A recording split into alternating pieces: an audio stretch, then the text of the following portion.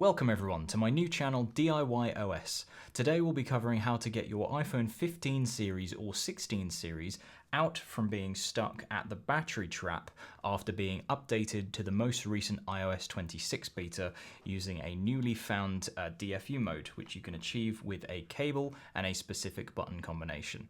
Now what we'll do is we'll plug in the cable and at the same time hold the power button and volume down button for 3 seconds and then release the power button. That will kick the iPhone into DFU mode so that you can do a restore.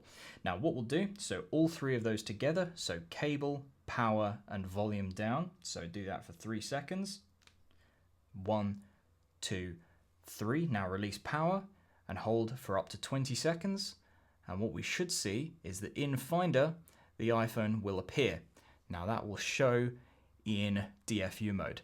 Now you can complete a DFU restore and you'll be able to get your iPhone up and running again. Hopefully this helps. It should work on any computer using any cable, but what I do know is that this does not work using Apple Configurator. It has to be done using iTunes or Finder on a Mac.